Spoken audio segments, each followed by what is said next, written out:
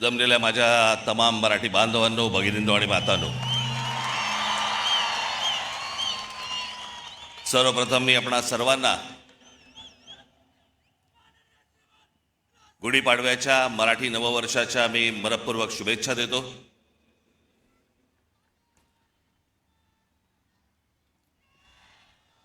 मार्च 2006 ला पक्ष स्थापन झाला आणि 19 मार्च 2006 ला आपली पहिली जाहीर सभा याच शिवतीर्थावरती इथे झाली.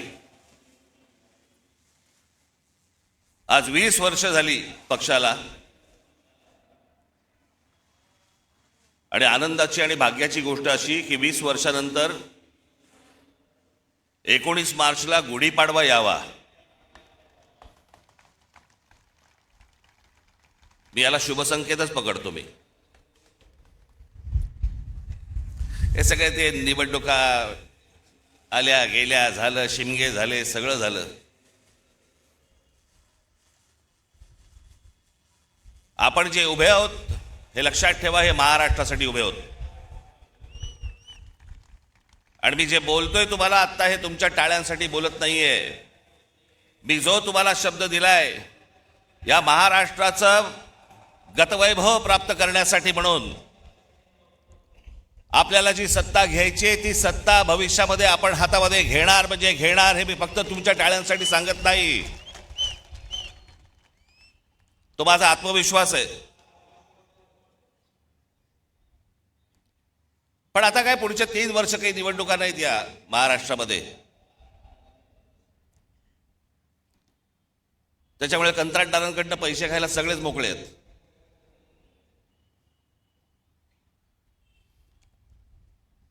आज देशातही एक धाकधूक सुरू आहे, भीषण परिस्थिती आहे. गॅस मिळत नाहीयेत. नेहमी नॉर्मलला असणारे लोक सध्या गॅसवर आहेत.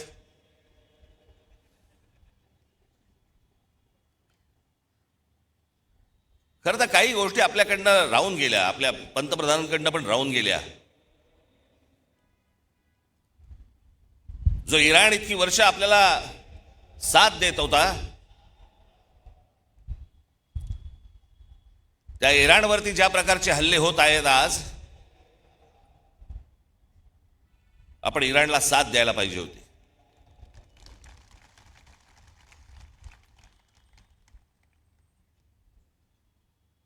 या देशामध्ये येणारं सगळं बरचसं तेल हे इराणमध्ये येतं, ते आपल्याला रुपयामध्ये देत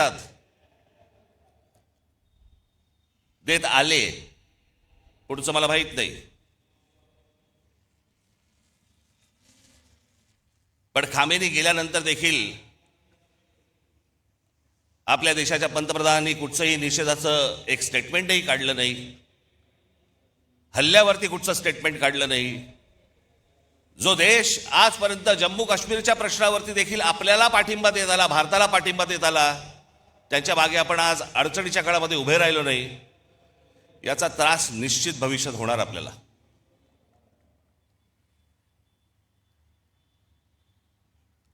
आज सगळ्या बाजूने समजतच नाही की नेमके आपण कुठे चाललो आहोत, काय चाललो आहोत. या देशामधली राज्य कुठे चालली आहेत, या देशामधली लोक कुठे चालली आहेत, प्रगती कुठे होतीये. मी आता गेल्या जानेवारीमध्ये आपली इथे जाहीर सभा झाली, त्यावेळेला मी अनेक लोकांचे वाभाडे काढले इथे. आपण पण किती अडाणी आहोत हे पण सांगितलं.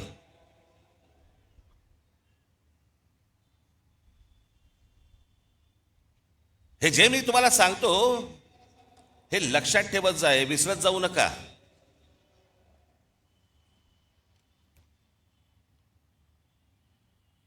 आज फुरसतीत आलायत ना, फुरसतीत आहात ना जरा.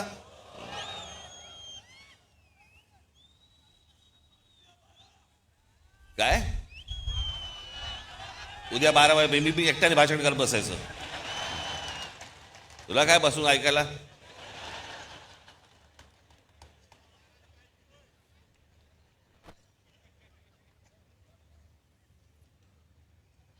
मी ज्या वेळेला राजकारणामध्ये आलो त्यावेळेला माझं पहिलं जेव्हा भाषण झालं आणि त्या पहिल्या भाषणानंतर मला जेव्हा माननीय बाळासाहेबांनी बोलवलं,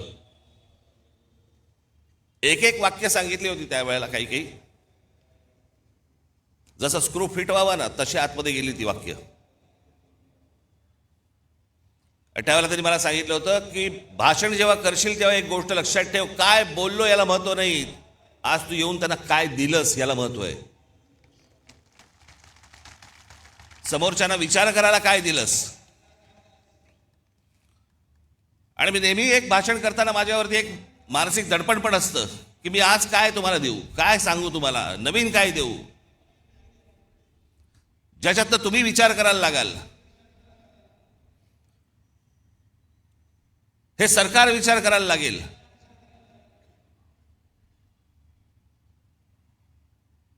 पण आज तुम्हाला सगळ्यांना, देशालाच अख्ख्या करमणुकीमध्ये गुंतवून ठेवले. करमणुकीमध्ये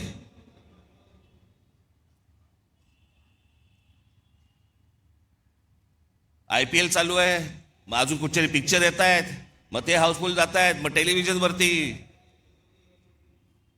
मी आज तुम्हाला सगळ्यांना एक नम्र विनंती करणार आहे, महाराष्ट्राच्या हितासाठी नम्र विनंती करणार आहे.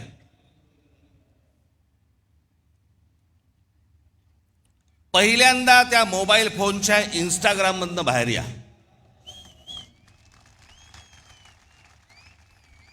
सकाळी संडात नाही, लवकर बाहेर याल.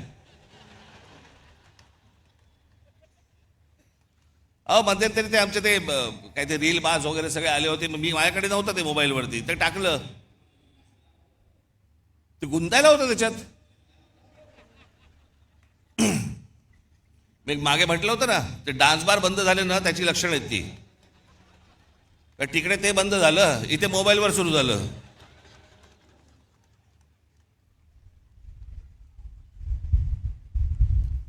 हे मी तुम्हाला का सांगतोय, कारण तुम्हाला गुंतवून ठेवले आतमध्ये. तुम्हाला ह्या सगळ्या करमणुकी आणि या सगळ्या गोष्टींमध्ये गुंतवून ठेवायचं, आणि सरकारला तुम्ही प्रश्न नाही विचारायचे. सरकारला तुम्ही प्रश्नच विचारता कामा नयेत. तुम्ही इतके अडकून आतमध्ये गेले पाहिजेत की त्या गोष्टींचा विचारही तुम्ही मनामध्ये आणता कामा नये. याच्यासाठीचं हे डिझाईन आहे.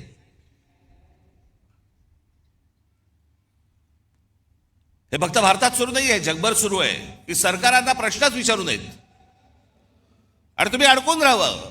IPL मध्ये अडकावं, चित्रपटामध्ये अडकावं, टेलिव्हिजनमध्ये अडकावं, मोबाईलमध्ये अडकून राहावं. मोबाईल तर आपला एक अवयवच झालाय. आणि म्हणून आजूबाजूला आपल्याला काही बघता येत नाही, पाहता येत नाही, विचार करता येत नाही. जसे पूर्वीच्या काळामध्ये लोक जसे रस्त्यावरती येत असत, आता काय नाही, मी माझा राग व्यक्त केला मोबाईलवर, आता कशाला रस्त्यावरती येऊ. हे तुम्हाला गुंतवून टाकणं आहे. आणि मग महाराष्ट्रामधले जे प्रश्न आहेत, महाराष्ट्रातले जे सत्ताधारी आहेत, यांना प्रश्नच विचारायचे नाहीत. एका बाजूला आमच्या टेलिव्हिजन चॅनलवाल्यांची वाट लावून ठेवली आहे.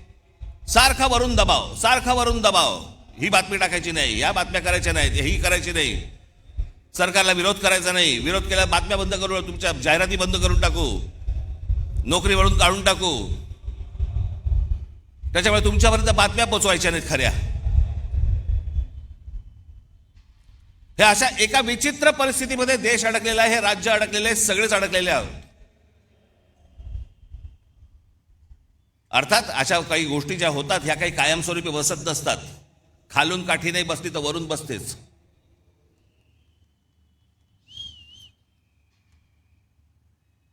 पण ह्या सतत गोष्टी मी तुम्हाला सतत का सांगतोय, ह्या डोक्यात ठेवल्या पाहिजेत तुम्ही. या करमणुकीच्या या गटारंगा ज्या आहेत ना, या तुम्ही नका वाहत जाऊ.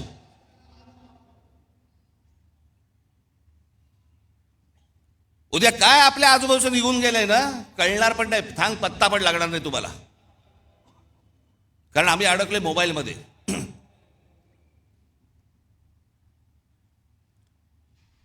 आज काय महाराष्ट्राची परिस्थिती होऊन बसली.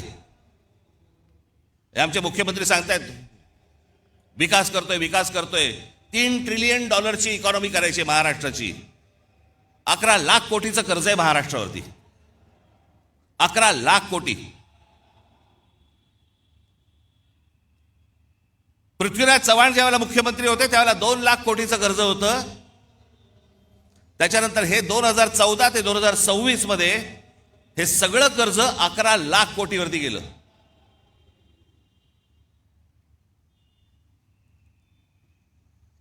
शहरांची अवस्था बघा.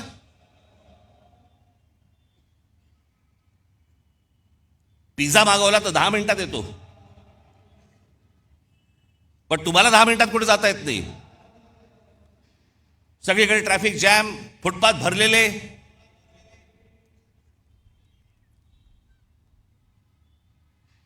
काय आयुष्य नावाची काय गोष्ट असते की नाही? एखाद्याच्या तुमच्या मनात येते की नाही की माझं काय आयुष्य आहे?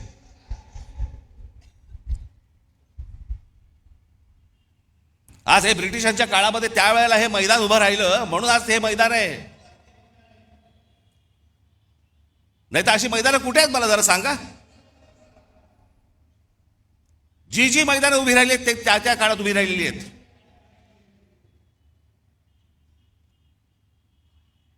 आपण काय मुलांसाठी काय करतो आहोत? लहान लहान मुलांसाठी काय बागा तरी तयार करतोय का आपण? त्या बागा बघितल्यानंतर तिकडे जावंसं तरी वाटतंय का?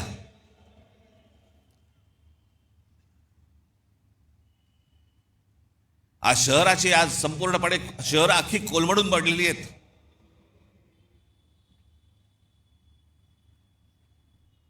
मी मध्यंतरीच मुख्यमंत्र्यांना भेटलो, उपमुख्यमंत्र्यांनाही भेटलो. या शहरांचा ट्रॅफिकचा प्रश्न, गाड्या, उद्या मी तुम्हाला सांगतो अशी जर परिस्थिती जर अजून 1-5-10 वर्ष राहिली ना, घरातनं निघाल आणि तिकडेच असाल, हलता येणार नाही तुम्हाला. सगळंच गमावून बसतोय आपण, सगळं आपल्या हातातनं गमावून बसतोय.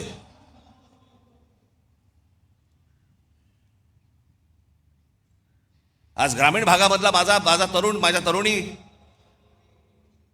आज शेतीकडे वळायला तयार नाहीत. ते म्हणतात नाही आम्हाला शहरात जायचंय. शहरात आल्यावर ही शहराची अवस्था. या देशातलं महाराष्ट्रातलं प्रत्येक शहर बघा ना, त्याला काही आकार ना उकार ना काही नाही. त्याला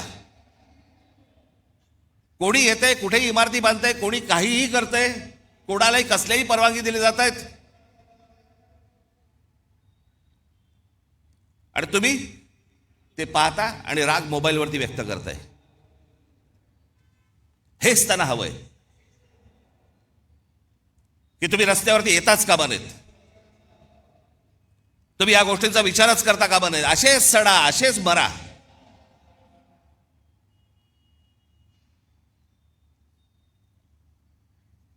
तीन वेळा आजपर्यंत कर्जमाफी झाली शेतकऱ्यांची, 3 वेळा. पण या देशामध्ये सर्वाधिक शेतकरी आत्महत्येचा आकडा महाराष्ट्रात आहे. दररोज आत्महत्या होत आहेत, रोज शेतकरी आत्महत्या करतायत. कोणाला काही पडलेलं नाहीये.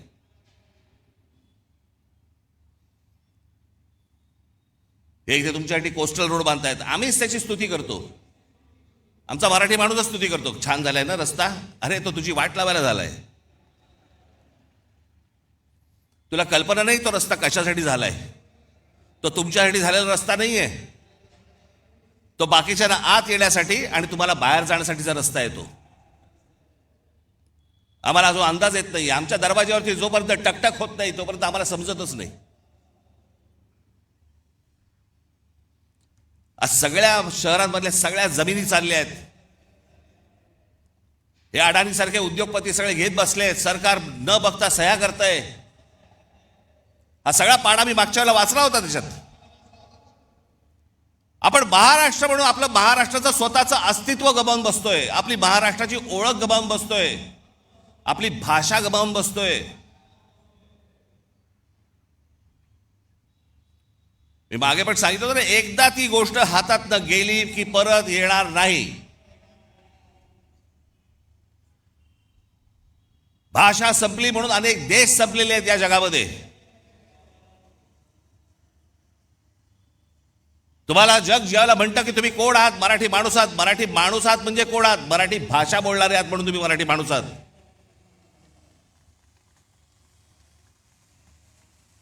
मी काय काय व्हिडिओज बघतो, अनेक लोक काही भांडण चालू असतात, मारामारी चालू असतात आणि आपलेच मराठी हिंदीमध्ये बोलत असतात.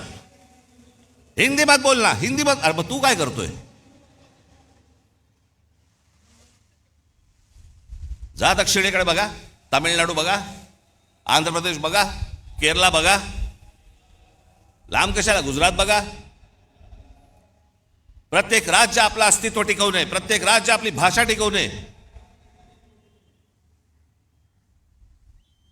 आमच्याकडचे आमदार खासदार काही नाही, दुसरं काही नाही, कंत्राटदार, पैसे, रोज एवढंच सुरू आहे फक्त. महाराष्ट्र विकायला काढलाय.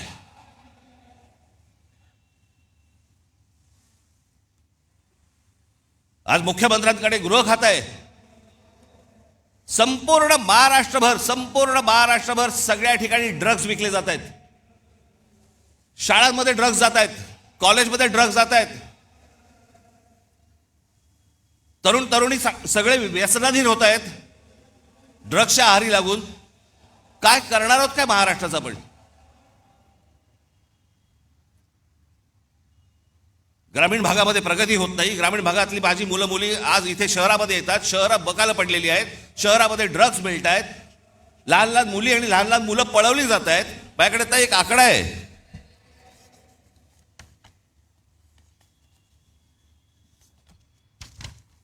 नोव्हेंबर डिसेंबर या महिन्यातल्या 36 दिवसांमध्ये, गेल्या आता नोव्हेंबर डिसेंबरच्या या 36 दिवसांमध्ये केवळ मुंबईमध्ये 82 मुलं बेपत्ता झाली. जानेवारी ते नोव्हेंबर 2025 या कालावधीत महाराष्ट्रातील नवी मुंबई शहरात तब्बल 499 मुलांच्या अपहरणाच्या घटना नोंदवण्यात आल्या. त्यातली 41 मुले अद्याप बेपत्ता आहेत. 458 पोलिसांनी, आमचे पोलीस, मुंबईचे पोलीस, महाराष्ट्राचे पोलीस हे सक्षम आहेत. म्हणून त्या आई वडिलांना त्यांची मुलं मिळाली. एनसीआरबीच्या आकडेवारीनुसार महाराष्ट्रात दरवर्षी, हे मी तुम्हाला विधानसभेतलं सांगतोय आकडे, विधानसभेमध्ये आत्ता मुख्यमंत्र्यांनी त्यांच्या भाषणामध्ये सांगितलेले आकडे सांगतोय तुम्हाला. एनसीआरबीच्या आकडेवारीनुसार महाराष्ट्रात दरवर्षी साधारण 4,500 ते 5,500 मुले बेपत्ता होतात. काय होत असेल त्यांच्या आई वडिलांना? 4,500 ते 5,500 मुलं बेपत्ता होता. हा महाराष्ट्र, असा होता महाराष्ट्र.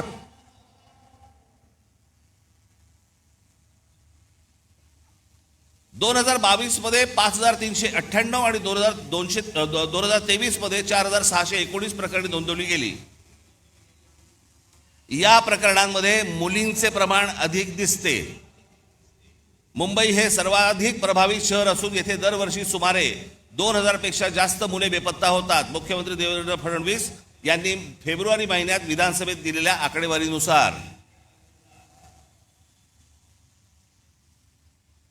हे कोणती शहर म्हणायची हो, कोणतं राज्य म्हणायचं?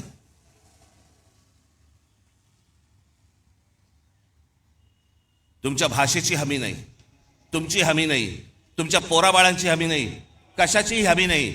अशी कुठचीही हमी नसलेलं हे या राज्यामध्ये तुम्ही राहताय आणि म्हणायचं आम्ही शिवरायांच्या राज्यात राहतो.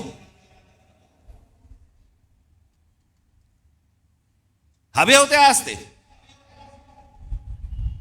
विधानसभेत जाऊन कापून काढले असते.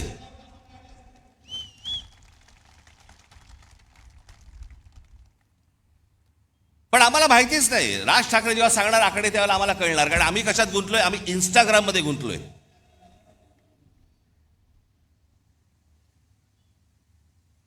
आम्हाला कशाची पडलीच नाही. आम्ही आमची संपूर्णपणे ओळख विसरून गेलेलो आहोत.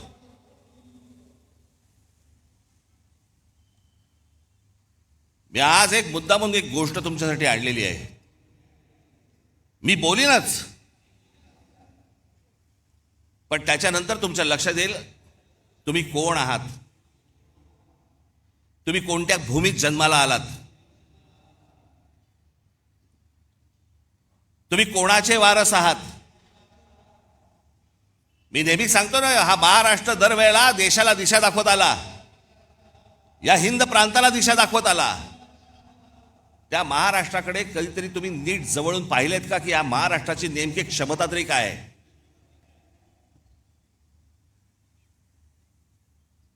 हजारो माणसं आहेत. मी थोडक्यात काही माणसं तुमच्या समोर आणलीत. फक्त महाराष्ट्राची तुम्ही फक्त परंपरा, महाराष्ट्राचा फक्त इतिहास फक्त तुम्ही फक्त बघून घ्या. मी फक्त तुमच्यासमोर नावं वाचणार आहे. ही नावं माझं भाषण संपल्यानंतर तुम्ही कदाचित त्या युट्यूबवर जा. मुद्दामून सांगतो, युट्यूब बघा, कारण त्याच्यावरती चांगली माहिती असते, त्याच्यावरती चांगल्या डॉक्युमेंटरीज असतात, जगाची माहिती मिळते. इंस्टाग्राम नको. मी तुम्हाला आता फक्त काही माणसं तुम्हाला समोर वाचून दाखवणार आहेत जे आपण विसरलेलो आहोत. आपल्या महाराष्ट्राची ताकद आपण विसरलेलो आहोत. हा महाराष्ट्र असा का? या महाराष्ट्रामध्ये, या बाहेरच्या प्रांतांमधून लोक इथे का येतात? या महाराष्ट्रामध्ये ही महाराष्ट्राची भूमी ही कोणी मशागत केली? हा सुसंस्कृत महाराष्ट्र घडला कसा? मला असं वाटतं ही फक्त नावं तुमच्यासमोर मी पटापटा वाचतो, तुमच्या अंदाज लक्षात येईल की आपण कोण आहोत ते. पहिली संत परंपरा दिसतंय का तुम्हाला? संत ज्ञानेश्वर, संत तुकाराम, समर्थ रामदास, संत जनाबाई, संत नामदेव, संत एकनाथ. इतिहास आमच्या जिजाऊ साहेब, या देशामधली पहिली बंडखोर स्त्री, पहिली बंडखोर स्त्री, ज्या स्त्रीने, ज्या आईने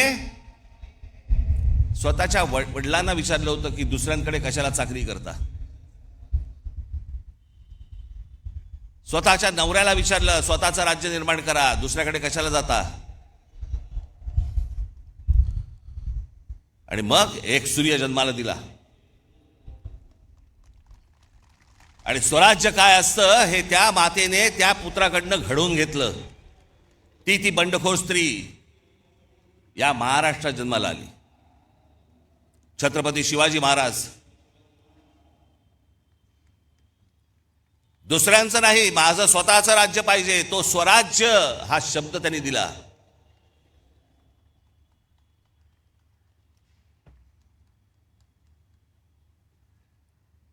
छत्रपती संभाजी महाराज, छत्रपती शिवरायांच्या मृत्यूनंतर स्वराज्य टिकवण्यासाठी आणि वाढवण्यासाठी अंतर्गत कलहाशी आणि शत्रूशी समर्थपणे आणि प्राणपणाने लढणारे धर्मवीर. महाराष्ट्र. बाळाजी विश्वनाथ पेशवे योद्धा व मराठा साम्राज्याचे पंतप्रधान होते. मी एक तुम्हाला सर्वांना आज हात जोडून विनंती करणार आहे, ज्यांनी महाराष्ट्र घडवला ना, ज्यांनी महाराष्ट्र मोठा केला ना, आणि महाराष्ट्रात आज देखील, कृपया आपल्या महापुरुषांकडे आणि कोणाईकडे जातीने पाहू नका. त्यांनी या महाराष्ट्रासाठी काय योगदान दिलं ना, ते सर्वात महत्वाचं आहे. हे तुम्हाला त्यांच्या मतांसाठी म्हणून तुम्हाला जातीमध्ये भिडवतायत आणि महाराष्ट्रामधून प्रत्येकाला वेगळं करतायत. हे कृपा करून करू नका.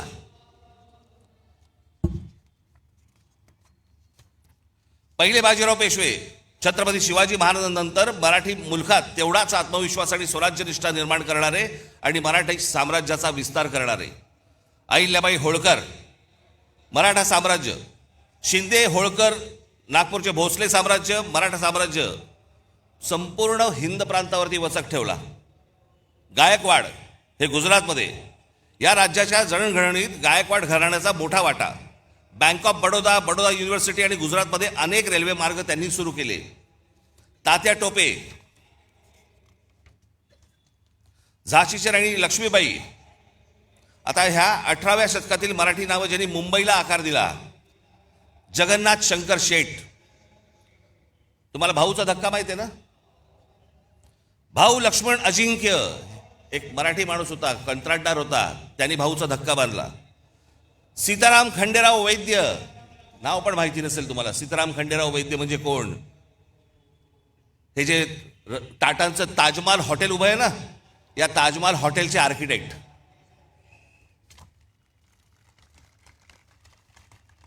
समाज सुधारणा. महात्मा ज्योतिबा फुले, सावित्रीदेवी फुले, महादेव गोविंद रानडे, गोपाळ हरी देशमुख उर्फ लोकहितवादी, लोकमान्य टिळक, गोपाळ गणेश आगरकर, गोपाळ कृष्ण गोखले. माझ्याकडे या सगळ्यांचा इतिहास आहे, परंतु मी प्रत्येकाचा इतिहास सांगत बसलो 12 वाजतील.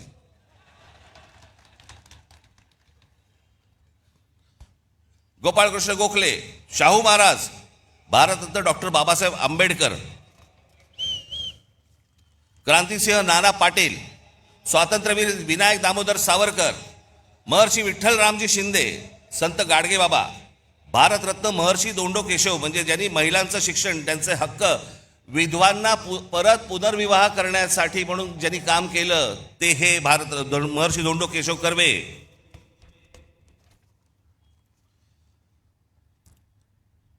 रामकृष्ण गोपाळ भांडारकर, हे भांडारकर युनिव्हर्सिटी आहे ना. भारतरत्न पांडुरंग वामन काणे, थोर भारतीय प्राच्य विद्या संशोधक, संस्कृत पंडित, धर्मशास्त्राचा इतिहास लिहिला या माणसाने. हे सगळे महाराष्ट्रात जन्माला आले तर. भारतरत्न विनोबा भावे, प्रबोधनकार ठाकरे, तुमचे आजोबा, धर्मातील चुकीच्या रूढी परंपरांवरती प्रहार करणारा हा माणूस. म्हणजे त्यांची पुस्तकं आजही आणून वाचा तुम्ही. अनेक लोक म्हणतात, अनेक जण सांगतात की म्हणे प्रबोधनकार ठाकरे हे ब्राह्मण विरोधी होते. माझे आजोबा कधी ब्राह्मण विरोधी नव्हते, भट्ट भिक्षुकीच्या विरोधात होते. धर्माच्या नावाने जी पिळवणूक व्हायची त्याच्या विरोधातले होते ते कुठच्याही समाजाच्या विरोधातले कधीही नव्हते. पण वाचनामधनं आपल्याला जेवढं हवंय तेवढंच काढून घ्यायचं. त्याच्यामुळे ह्या सगळ्या लोकांकडे पाहताना तुम्ही तुमचे तर्क लावू नका किंवा तुमच्या डोक्यात भरवलेले तर्क लावू नका. स्वतः वाचा, स्वतः पहा. कर्मवीर भाऊराव पाटील, पंडिता रमाबाई, आनंदीबाई जोशी ज्या पहिल्या डॉक्टर झाल्या, ताराबाई मोडक, पंजाबराव देशमुख भारताचे पहिले कृषी मंत्री, चिंतामणराव देशमुख ICS मध्ये पहिला क्रमांक मिळवलेले पहिले भारतीय आणि रिझर्व्ह बँकेचे पहिले गव्हर्नर, शाहीर अण्णा भाऊ साठे, शाहीर अमर शेख, SM जोशी, स्वामी रामानंद तीर्थ, तुकडोजी महाराज,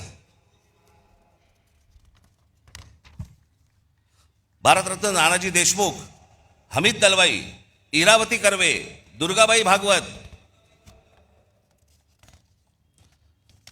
बाबा आमटे, विसपागे म्हणजे ज्यांनी रोजगार हमी योजना महाराष्ट्रामध्ये आणली आणि नंतर ती संपूर्ण देशभर गेली.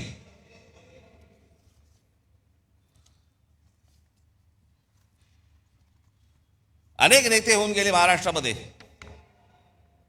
पण एक माणूस, असा माणूस महाराष्ट्रात कशाला देशात नाही झाला, ते म्हणजे माननीय बाळासाहेब ठाकरे.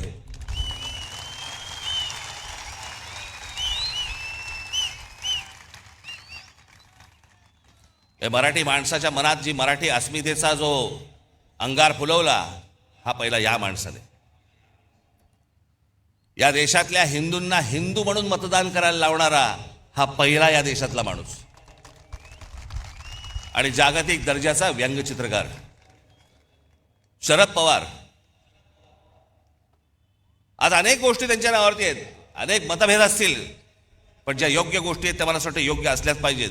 आज आपण रस्त्यावरची फळं पाहतो ना, जे कधी पाहत नव्हतं पूर्वी, आता आपल्या लक्षात पण येणार नाही की हे कधी सुरू झालं. पण आपली गाडी थांबली असताना कोणीतरी येतो, एखादा माणूस स्ट्रॉबेरी घेऊन येतो किंवा काही घेऊन. फलोत्पादन याच्यामध्ये महाराष्ट्रात सर्वात मोठी क्रांती करणारा हा माणूस. जी फळं कधी पाहिली नव्हती ती सर्वसामान्यांना आज मिळायला लागली, त्याच्यामध्ये सर्वात मोठं काम करणारा माणूस. बारामतीमध्ये ज्यांनी शेतीमध्ये AI टेक्नॉलॉजी आणून शेतीमध्ये कशा प्रकारची क्रांती केली, एकदा काहीतरी जाऊन बघून पण या. सहकार चळवळ महाराष्ट्रात उभी राहिली. धनंजयराव गाडगीळ, विठ्ठलराव विखे पाटील, तात्यासाहेब कोरे, आता महाराष्ट्राच्या देशाला राजकारणातला आकार देणारे भारतीय काँग्रेस, जो काँग्रेस पक्ष आपण म्हणतो, त्या पक्षाची स्थापना महाराष्ट्रात झाली. RSS, या RSSचे 6 सरसंघचालक झाले. या 6 संघचालकांमध्ये 4 मराठी झाले आजपर्यंत, आणि निर्माण करणारा देखील मराठीच. हेडगेवार, श्रीपाद अमृत डांगे ज्यांनी कम्युनिस्ट चळवळ मोठी केली महाराष्ट्र, शेतकरी कामगार पक्षाची स्थापना झाली 1946 साली, स्वातंत्र्याच्या 1 वर्ष अगोदर. कळलं का? ती केली शंकरराव मोरेने आणि केशवराव झेडे आणि नाना पाटील यांनी. तुम्हाला आश्चर्य वाटेल, कांशीराम यांचे आज तुमचा तो कुठचा पक्ष, बहुजन समाज पार्टी. पण ही बहुजन समाज पार्टी नंतर झाली. पहिली जी संघटना स्थापन केली बामसेफ, ती या महाराष्ट्रातल्या पुण्यामध्ये खडकीमध्ये त्यांनी स्थापन केलेली आहे बामसेफ. या सगळ्या गोष्टींची मुळं जर तुम्ही बघितली तर ही सगळी महाराष्ट्र आहेत. इतिहासकार, ज्या इतिहासकारांकडे या देशातले सगळे लोक किंवा बाहेरच्या देशांमधील लोक ज्यांच्याकडे टवकारून बघतात, असे काही इतिहासकार म्हणजे विका राजवाडे, गोविंद सखाराम सरदेसाई, त्र्यंबक शेजवलकर, वासुदेव सीताराम बेंद्रे, बाबासाहेब पुरंदरे, रणजित देसाई, गजाननराव मेहेंदळे. आमचे गजाननराव आत्ताच गेले.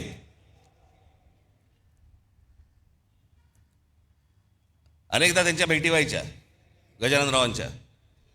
काही विचारलं की ते एकच गोष्ट सांगायचे, एवढं आहे, बाकी इतिहासाच्या पानात कुठेही नाही. जेवढं खरं आहे तेवढा इतिहास ते सांगायचे.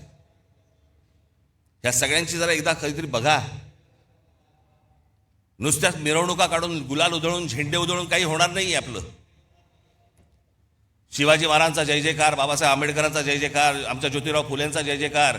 आपण काय झालंय, महाराष्ट्र प्रतिमांमध्ये अडकलाय. महाराष्ट्र ज्या दिवशी यांच्या प्रतिभेमध्ये अडकेल ना, त्या दिवशी परत आपल्याला गतवैभव प्राप्त होईल. नुसते आमच्याकडे प्रतिमा आहेत, प्रतिमांचं पूजन करतोय आम्ही. सायन्स, डॉक्टर वसंत गोवारीकर.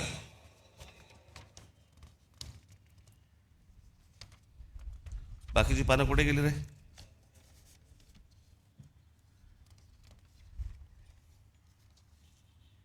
त्याचे पानं नाही आहेत बाकीची, तिकडे आहेत का?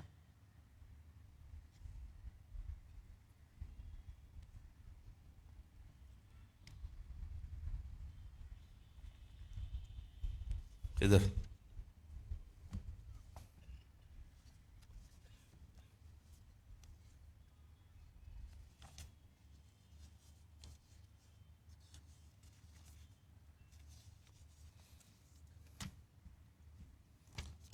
Science and technology, Vasant Gowariker, Jayant Narlikar, Raghunath Mashelkar, Vijay Bhatkar.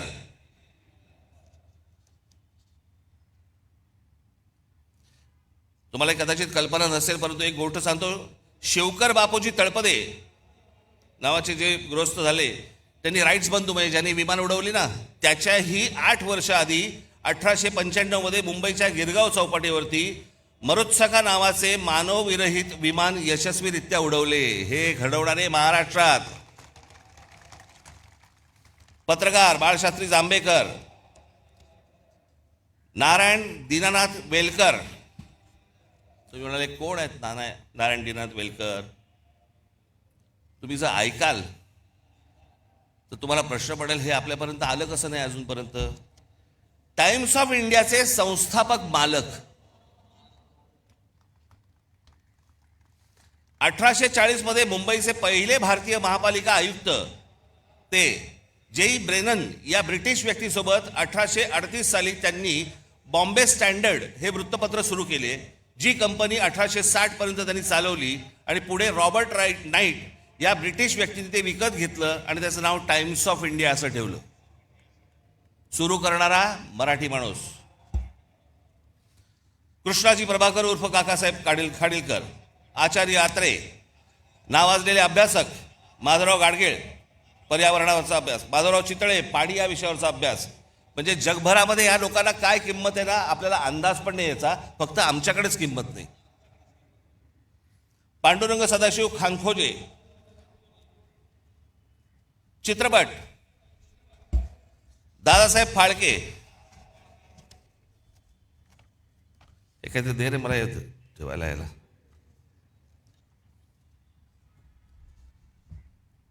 Dadasaheb Phalke, Baburao painter, V Shantaram. त्याच्यानंतर आपल्याकडच्या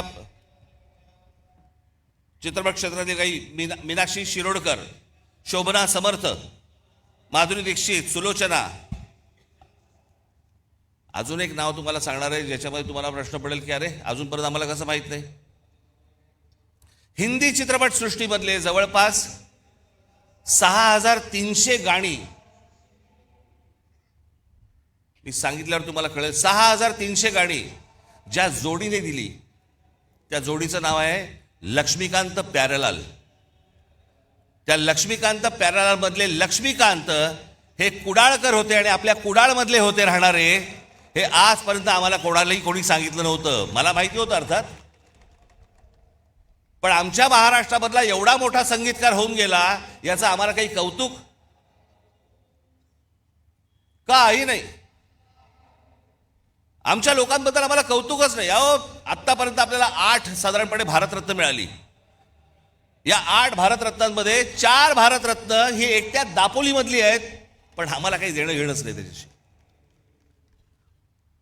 बावा काणे, धोंडो केशव कर्वे, विनोबा भावे, आमच्या बाबासाहेबांचा जन्म इंदोरचा, पण संपूर्ण बालपण मोठेपण सगळं त्यांचं तिकडे दापोलीत गेलं.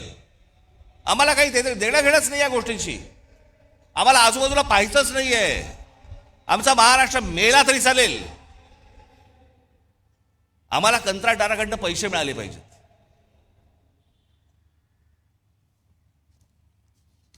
सी रामचंद्र, या महाराष्ट्राचा सगळ्यात मोठा सुपरस्टार दादा कोंडके, ज्यांनी छाप पाडली, या देशावरती छाप पाडली. निळू फुले, नाना पाटेकर, अमोल पालेकर, अशोक सराफ, आशुतोष गोवारीकर, गायक भारतरत्न पंडित भीमसेन जोशी, लता मंगेशकर, आशा भोसले, कुमार गंधर्व, किशोरी अमोणकर, जितेंद्र अभिषेक, चित्रकार दीनानाथ दलाल, वासुदेव गायतोंडे, माधव सातवळेकर.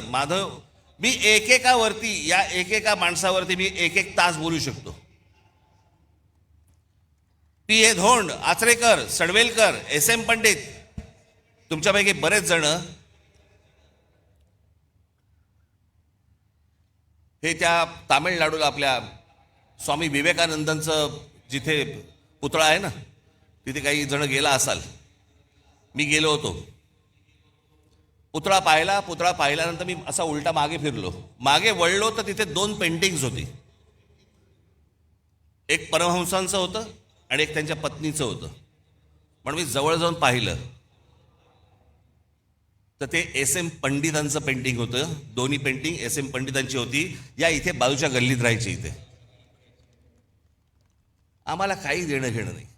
आम्हाला कलेशी देणं घेणं नाही, संगीताशी नाही, साहित्याशी नाही, कशाशी नाही. फक्त आमच्याकडे झालंय जयंत्या आल्या, पुण्यतिथ्या आल्या की आम्ही फक्त मिरवणुका काढून ढोल वाढवायला सुरुवात आमच्याकडे.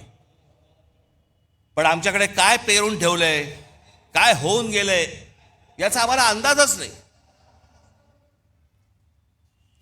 शिल्पकार सदाशिव साठे म्हणजे गेटवे ऑफ इंडियाचा जो पुतळा आहे तो शिल्पकार साठेंनी उभा केला आहे.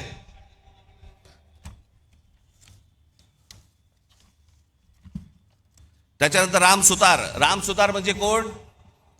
ज्यांनी एक मोठा पुतळा बांधला. तो पुतळा चीनमध्ये गेला आणि चीनमध्ये जाऊन त्याचा एक भव्य मोठा पुतळा बांधला गेला. तो सरदार वल्लभभाई पटेलांचा, जो आता गुजरातमध्ये आहे, तो आमच्या राम सुतारांनी उभा केला. आम्हाला काही देणं घेणं नाही.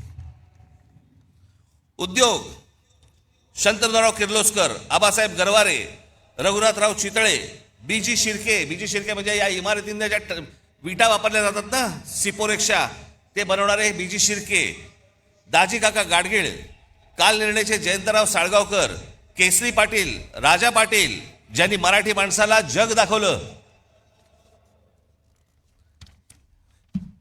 एच एस केळकर, आम्हाला माहित नाही, फक्त आम्हाला कॉलेज माहिती आहे ठाण्याचं.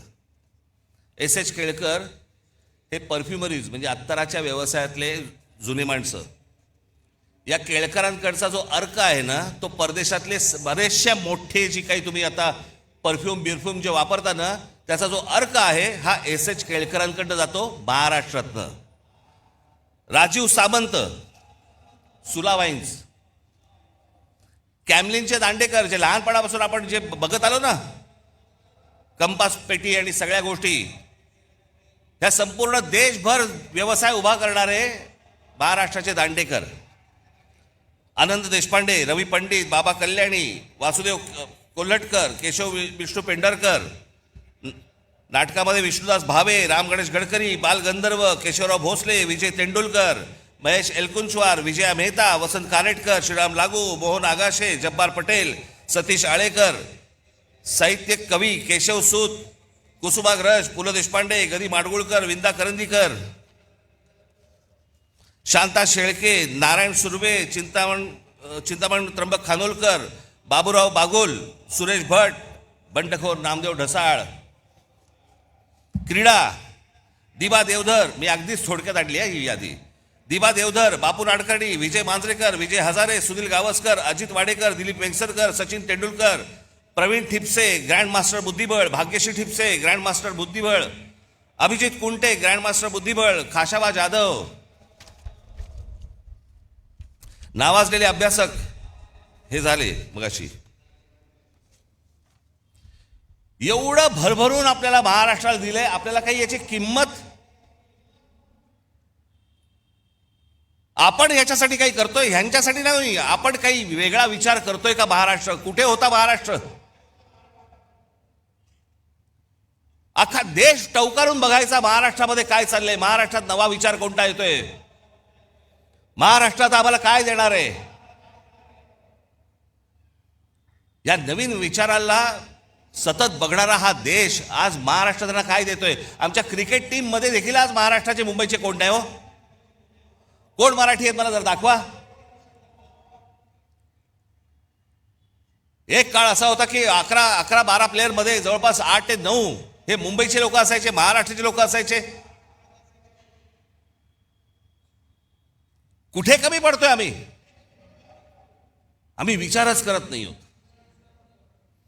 आम्हाला महाराष्ट्र कसा घडवायचा आहे याचा आमचा विचारच संपलेला आहे. आमच्यावरती सरकार येत आहेत आणि लादतायत, वाटेल त्या गोष्टी रोज येत आहेत, नवीन कायदे करतायत, नवीन नियम करतायत. आम्हाला लक्ष द्यायला वेळ नाही. आम्ही गुंतलोय करमणुकीमध्ये. तुम्हा आम्हाला महाराष्ट्रातल्या या जनतेला सगळ्यांना मिळून, तरुण आणि तरुणींना, नवीन येणाऱ्या लोकांना, मुलांना हा भविष्यातला महाराष्ट्र घडवायचा आहे. हा तुम्ही आम्हीच घडवायचा आहे. सरकारवरती अवलंबून राहून होणार नाही. आणि म्हणून मी आज एक नवीन योजना तुमच्या समोर आज आणतोय. 2006 साली याच व्यासपीठावरती इथे उभं राहून मी म्हटलं होतं की मी महाराष्ट्राचा विकास आराखडा आणीन, महाराष्ट्राची मी ब्ल्यूप्रिंट आणीन. मग एका पत्रकार परिषदेत मला एका पत्रकाराने विचारलं, ती तुमची ब्ल्यू फिल्म कधी येणार आहे? तर मी म्हटलं की मी ती आणली असतं बरं झालं असतं, त्यांनी किमान पाहिली तरी असती. पण त्या 2006 साली मी जेव्हा म्हटलं होतं मी महाराष्ट्राची ब्ल्यूप्रिंट आणीन, महाराष्ट्राचा विकास आराखडा आणीन, 2014ला आणला. 2006 ते 2014 महाराष्ट्रात जिथे जिथे मी गेलो, जिथे जिथे पत्रकार परिषदा झाल्या, सर्वजण कुत्सितपणे मला विचारायचे, काय ते ब्ल्यूप्रिंटचं काय झालं, कुठपर्यंत आलं, ते विकास आराखड्याचं काय झालं, कुठपर्यंत आलं. प्रत्येक पत्रकार परिषदेमध्ये असताना, चालू असताना किंवा नंतर हे प्रश्न असायचेच. जेव्हा आणली 2014, आज 2026, या क्षणापर्यंत मला कुठच्या पत्रकाराने प्रश्न विचारलेला नाही त्या ब्ल्यूप्रिंटमध्ये आहे काय, कारण वाचलीच नाही.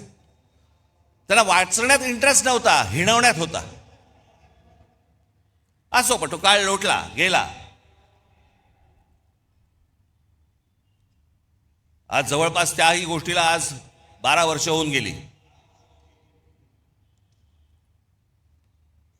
अनेक तज्ज्ञांना त्यावेळेला बरोबर घेतलं होतं, अनेक गोष्टी त्यामध्ये केल्या होत्या.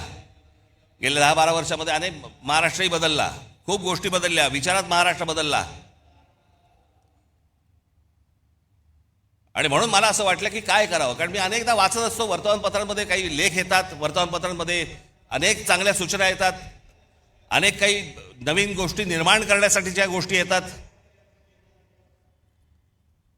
आणि मग विचार केला की या सगळ्या गोष्टींसाठी एक कुठेतरी आपल्याला एक प्लॅटफॉर्म उभा करायला लागेल. या महाराष्ट्रामधली लोक, महाराष्ट्राच्या बाहेरची कोणी, की महाराष्ट्रामध्ये नेमकं काय व्हायला पाहिजे, महाराष्ट्रामध्ये नेमकं काय घडलं पाहिजे, महाराष्ट्रात ते नेमकं घडलं ते कसं घडलं पाहिजे, अशा अनेक लोकांकडे अनेक योजना तयार आहेत. परंतु सांगायच्या कोणाला, मांडायच्या कोणाला? सरकार म्हणजे कोण? बोलायचं कोणाशी? मांडल्यानंतर, सांगितल्यानंतर ते बघणार कोण आहे? आम्हाला उत्तर कधी मिळणार? आणि म्हणून या सगळ्या गोष्टींचा विचार करून मी एक नवीन वेबसाईट आत्ता महाराष्ट्राला मी आत्ता अर्पण करतोय, की ज्या वेबसाईटवरती तुम्ही येऊन तुमचे विचार, पण विचार जय महाराष्ट्र साहेब, चालणार नाही साहेब, भावी मुख्यमंत्री तुम्हीच, डिलीट, असल्या कुठच्याही गोष्टींना त्या याच्यावरती स्थान नाही. नवा विचार करा. या मोबाईलच्या जोखडातनं बाहेर या, या करमणुकीच्या गटारगंगेतनं बाहेर या. हा तुम्हा आम्हालाच महाराष्ट्र उभा करावा लागेल, हा तुम्हा आम्हालाच महाराष्ट्र वाचवावा लागेल. आणि याच्यासाठीचं म्हणून हे पहिलं पाऊल आहे. म्हणून आज तुमच्या समोर महाराष्ट्र नेक्स्ट, महाराष्ट्र पुढचा मी तुमच्या समोर उभा करतोय. आता दाखवा रे.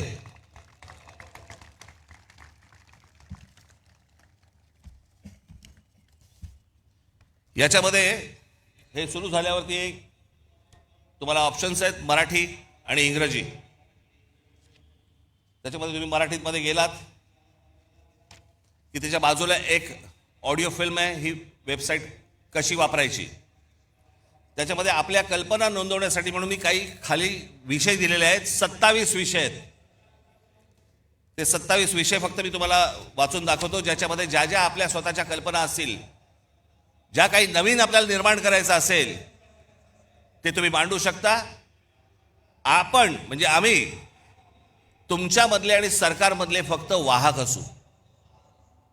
आणि सरकारकडनं ही गोष्ट कशी करून घ्यायची, जर ती योग्य असेल, कारण हे पहिलं जाणार हे तज्ज्ञांकडे, त्या तज्ज्ञांच्या कमिटीकडनं ज्यावेळेला ते मंजूर होणार, त्याच्यानंतर हे सरकारकडे जाणार.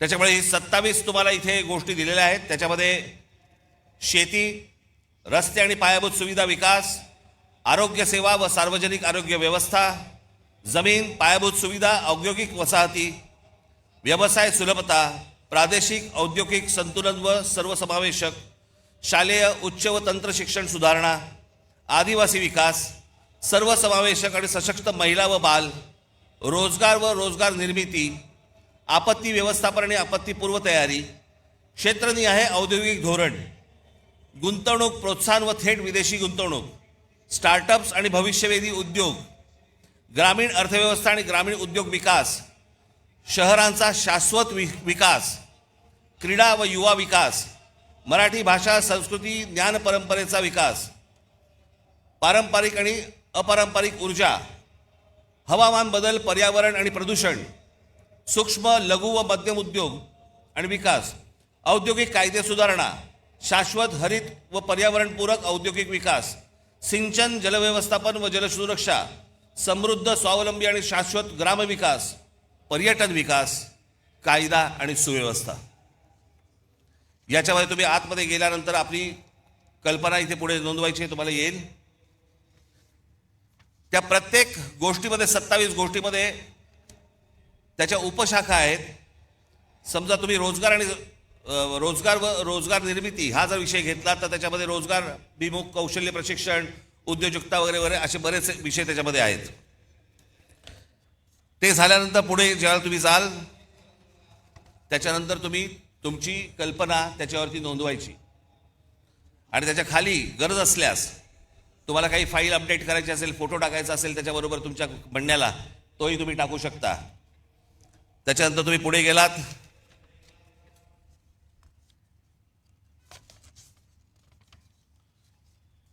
ती फाईल तुम्ही सबमिट केलीत की त्याच्यानंतर तुम्हाला मोबाईल नंबर येईल तुमचा, तो टाकायचा आहे. मोबाईल नंबर आल्यानंतर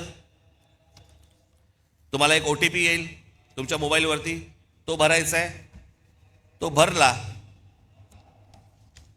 की तुमचं संपूर्ण नाव, पत्ता आणि सर्व माहिती याच्यावरती द्यायची आहे. एक तुम्हाला सांगतो सर्वांना, आज तुम्ही इथे आज जे ऐकत आहात ते ऐकत आहात, टेलिव्हिजनवरती जे ऐकत असतील बघत असतील त्यांनाही माझं सांगणं आहे, तुम्ही सांगेपर्यंत तुमचं नाव आणि पत्ता आणि मोबाईल नंबर हा सरकारला दिला जाणार नाही.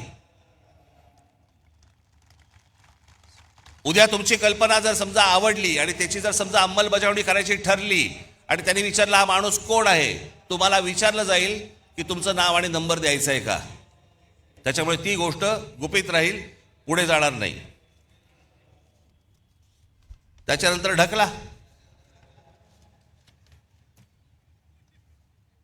आज महाराष्ट्रामध्ये सगळ्याच गोष्टींची कमतरता आहे. कोणाला काही कळत नाही. जो येतोय, कोणतरी येतो, नवा काहीतरी सांगतो, त्याच्याबरोबर कंत्राटदाराला कामं दिली जातात. आपलं ऑइल बाहेरून येतं, आपला गॅस बाहेरून येतो, आपल्याकडे अनेक गोष्टी बाहेरून येतात. मग आपल्याकडे एक काहीतरी टुणटुणं वाजवलं जातं. ते टुणटुणं आहे चांगलं, पण वापरात येऊ शकत नाही, आणि ते म्हणजे स्वदेशीचं. काय करायचं त्या स्वदेशीचं मला जरा सांगा. हा देश ज्याच्यावरती चालतो ते ऑइल पण तुमचं बाहेरून येतंय, तर काय करायचं. मग यासाठी म्हणून ही शहरं उभी करताना, जसं आज दुबई आहे, अबुधाबी आहे, अनेक देश आहेत की ज्यांनी बाहेरचे मेंदू आणले. आज संपूर्ण दुबई जी उभी आहे हे कोण करते? अरब करतायत, अमेरिकन लोक आहेत, ब्रिटिश लोक आहेत, फ्रेंच लोक आहेत, अनेक लोक आहेत. जगभरातल्या लोकांचे मेंदू आणले आणि त्यांनी त्यांचं एक देश, शहर उभं केलं. आमची शहरं कार्य उभी करतायत. आमच्या शहरांना उभं करण्यासाठी, आमच्याकडे चांगलं व्यवस्थापन होण्यासाठी, आमच्या भविष्यातल्या पिढ्यांना चांगलं आयुष्य जगण्यासाठी म्हणून आम्ही का नाही बाहेरून मेंदू आणत आहोत? कसली लाज वाटते. अहो, बाहेर जाऊन नुसते पैसे आणण्यापेक्षा बाहेर जाऊन जर मेंदू आणलेत तर ह्या महाराष्ट्राला उपयोगाचे आहेत. नुसते पैसे काय करायचे पैशांचं? ते पैसे टक्केवारीत संपणार, त्याने काहीही हाताला मिळणार नाही. आणि म्हणून मला असं वाटतं की आज सरकारकडनं आपण नुसते फक्त आशेने फक्त बघत राहायचं, हे काही मला आवडणारी गोष्ट नाही, मला ती आवडतही नाही, आणि तुम्हालाही ती आवडता कामा नये. आणि म्हणून तुम्ही सगळेजण महाराष्ट्राचा विचार करायला लागा. तुमच्या ज्या कल्पना असतील, ज्या गोष्टी असतील, त्या या आत्ता वेबसाईटवरती मांडा. या महाराष्ट्राला आकार देण्याचा एक उत्तम कार्य हे आपल्या हातून घडो, जेणेकरून या महाराष्ट्रासाठी ज्यांनी खस्ता खाल्लेल्या आहेत त्यांनाही वरती आनंद मिळेल की माझी सर्व लोक महाराष्ट्राची, हे महाराष्ट्र वाचवतायत, जगवतायत. याच्यासाठी सगळेजण तुम्ही कामाला लागावं अशी एक आशा अपेक्षा बाळगतो. आणि आज आपण सर्वांची मी रजा घेतो. धन्यवाद. जय हिंद, जय महाराष्ट्र.